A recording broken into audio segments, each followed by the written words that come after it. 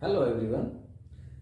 So here we have got exercise number 48, which is related to high school Raymond Martin grammar, and the topic is tenses. This is the last one. Earlier I have covered 46 and 47 number exercises, and this exercise has got 20 sentences. So first I am taking 10 sentences. So let us start. First sentence: the plane at 3:30 arrives, will arrive. 3:30 it is a scheduled time.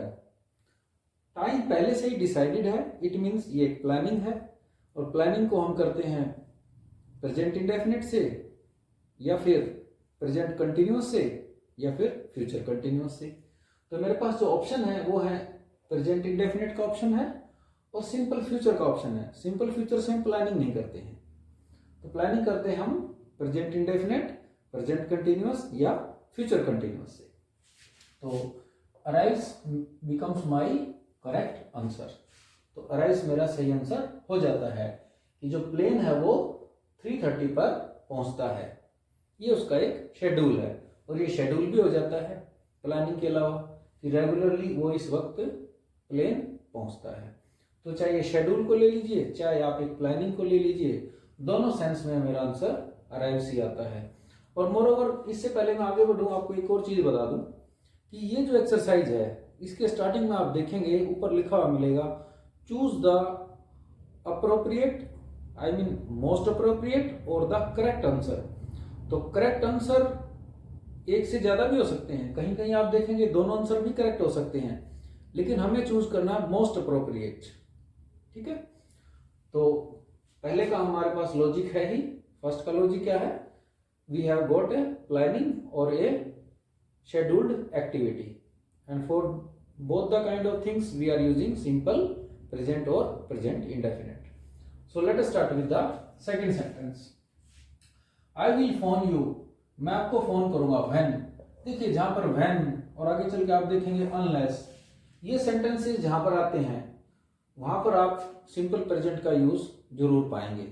और moreover एक और चीज है, first part के अंदर आपका simple future है, और सिंपल फ्यूचर के साथ हमेशा या फिर फ्यूचर के किसी भी टेंस के साथ क्या जुड़ता है? सिंपल प्रेजेंट जुड़ता है हमेशा.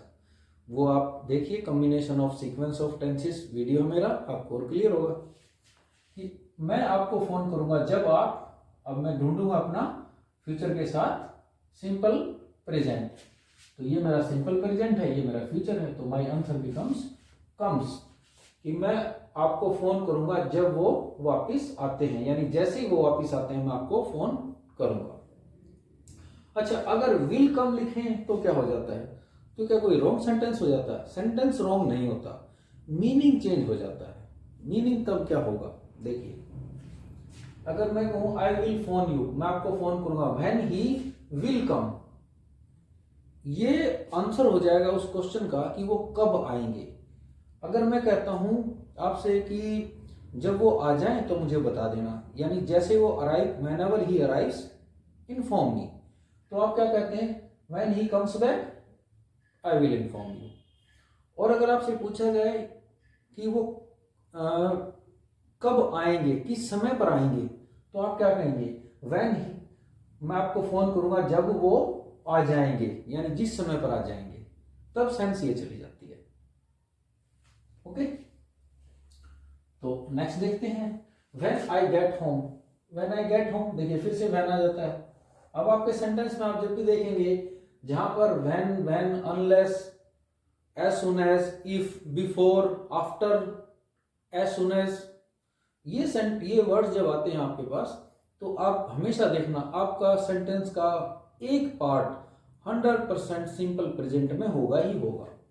और सिंपल प्रेजेंट कनेक्ट होगा या तो प्रेजेंट के साथ ही कनेक्ट होता है, या फिर कनेक्ट होता है फ्यूचर के साथ, और मैक्सिमम टाइम ये कनेक्ट होता है फ्यूचर के टेंसेस के साथ. तो व्हेन आई गेट होम, जब भी मैं घर पहुंचता हूं, it is a regular activity. जब भी मैं घर पहुंचता हूं, my dog at the gate waiting for me, जो मेरा डॉग है वो गेट पर मेरे इंतजार में.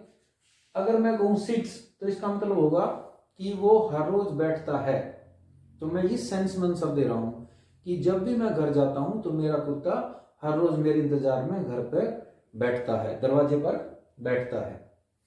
और अगर मैं कहूं विल बी सिटिंग, तो मैं कह रहा हूँ कि जब भी मैं घर जाता हूं मुझे ये पता है कि मेरा कुत्ता गेट पर बैठा होगा।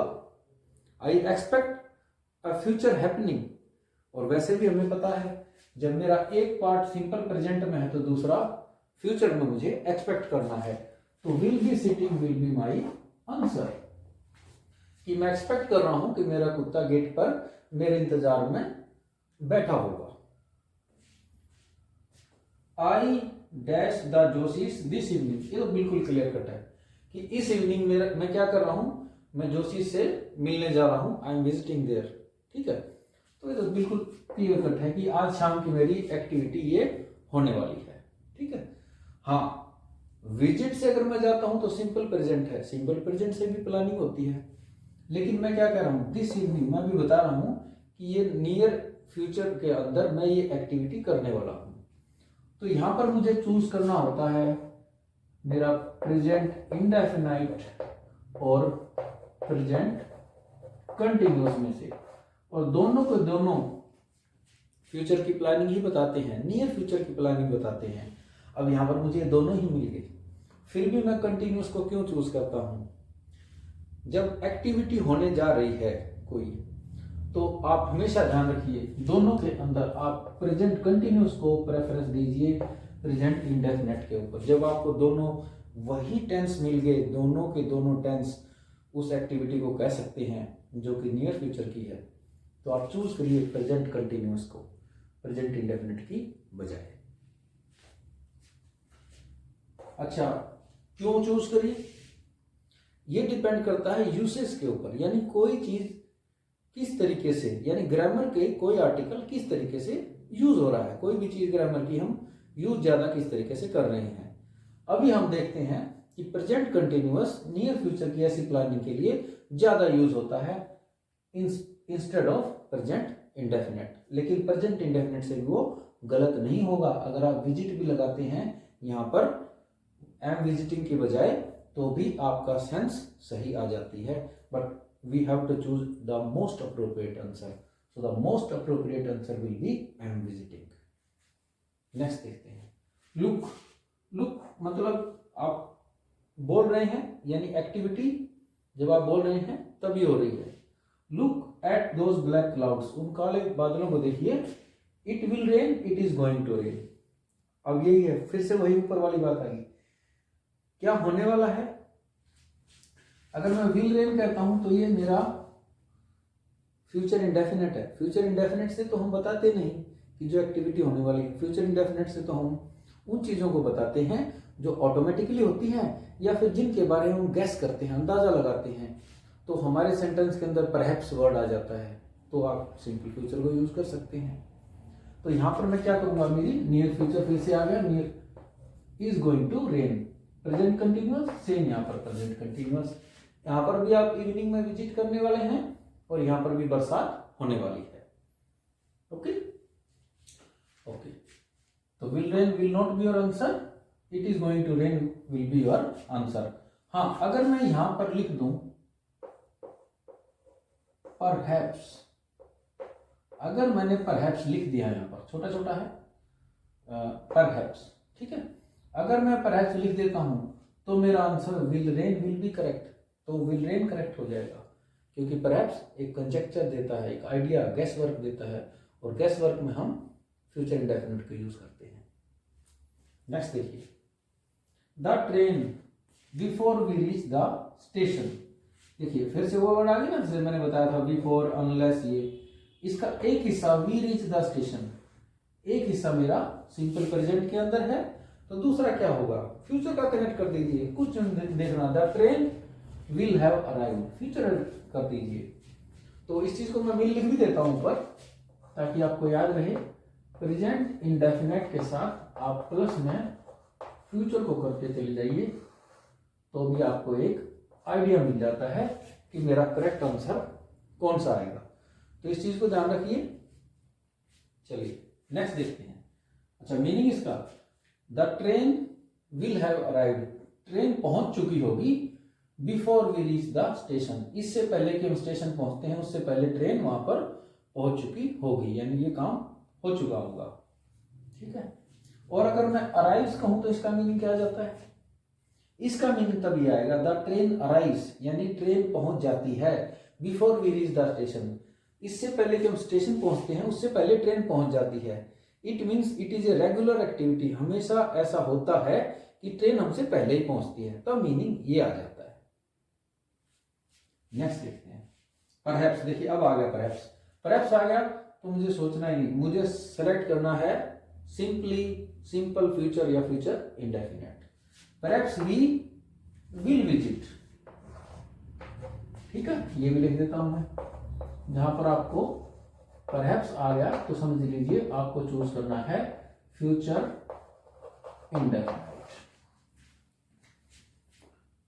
शायद हम महाबलेश्वर अगले महीने विजिट के लिए या मतलब घूमने के लिए जाएंगे। नेक्स्ट देखिए अनलेस। अनलेस नाउ यानी प्रेजेंट के अंदर मैंने आपको बताया सिंपल प्रेजेंट तो आएगा ही आएगा। अनलेस वी स्टार्ट नाउ, ये मेरा सिंपल प्रेजेंट हो गया, फ्यूचर तो इसमें आएगा ही नहीं। अनलेस के साथ जैसे मैंने बताया before, as soon as, we can't be on time. अगर हम ये प्लानिंग अभी नहीं करते हैं तो हम समय पर नहीं पहुंच सकते। इस सेंटेंस का और भी क्लैरिटी से आपको अगर मीनिंग चाहिए तो कांट की जगह आप एक बार विल नॉट लिख कर देखिए।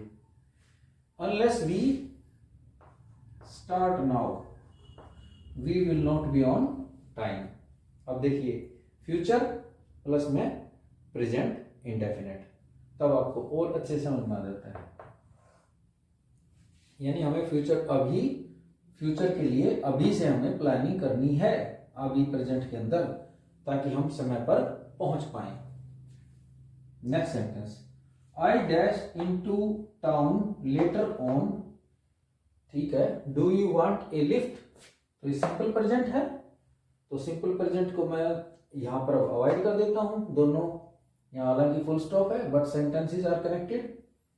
आई dash into town later on, तो सिंपल प्रेजेंट है तो दूसरा मेरा फ्यूचर, फ्यूचर को मैं चूज करूंगा। I will be driving into the town later on, कि मैं बाद में टाउन में ड्राइव करके जाऊंगा, यानी मैं थोड़े समय बाद टाउन में जाऊंगा। आपको लिफ्ट चाहिए क्या अभी? ठीक है, यानी मेरी थोड़े समय के बाद होने वाली ये एक्टिविटी है और वो हम कहते हैं सिंपल प्रेजेंट से, प्रेजेंट कंटिन्यूअस से या फ्यूचर कंटिन्यूअस से। तो फ्यूचर कंटिन्यूअस को ऑप्ट करूंगा, प्रेजेंट को मैं अवॉइड करूंगा, ऑलरेडी मेरा प्रेजेंट यहाँ अवेलेबल है। ठीक है, और मोरओवर अगर मैं ड्राइव लिख देता हूं, अगर इसका मीनिंग क्या हो जाएगा फिर यहाँ पर, I drive into the town later on. हालांकि देखिए ये वही बात आ गई है, यहां से भी मीनिंग ये आ जाता है कि मैं नियर फ्यूचर में अभी कुछ समय बाद ड्राइव करूंगा टाउन में। ठीक है, क्या आपको लिफ्ट चाहिए? तो ड्राइव भी आपका गलत ऑप्शन नहीं होता है, लेकिन अगर मुझे दोनों में से चूज करना है तो मैं चलूंगा उस फॉर्मूले के अकॉर्डिंग कि एक हिस्सा मेरा प्रेजेंट इंडेफिनेट में है तो दूसरा मैं फ्यूचर का ऑप्ट करूं, और उससे भी प्लानिंग होती है और उसको ज्यादा यूज किया जाता है। कंटिन्यूअस टेंसेस को इंडेफिनेट की बजाय ज्यादा यूज किया जाता है प्लानिंग के लिए। नेक्स्ट देखिए, द नेक्स्ट टर्म, अगली जो टर्म है ऑन 16 नवंबर, वो 16 नवंबर को शुरू होती है। It means it is a regular activity, तो बिगिन्स इज योर आंसर। इस बिगिनिंग को हम नहीं करेंगे, it is a regular activity, और इस बिगिनिंग को हम कर देंगे तो फिर क्या हो जाएगा, फिर इसका मीनिंग यह आ जाएगा कि अगली टर्म जो कि 16 नवंबर को शुरू होती है वो शुरू होने वाली है, तब आपकी सेंस ये आ जाती है। बट आप ये बता रहे हैं कि एक रेगुलर एक्टिविटी है जो इस पर्टिकुलर डेट को शुरू होती है, तो इसलिए आप यूज करेंगे सिंपल प्रेजेंट को। So I hope these are clear to you. In my next video I will take up the next 10 sentences. Thank you for watching.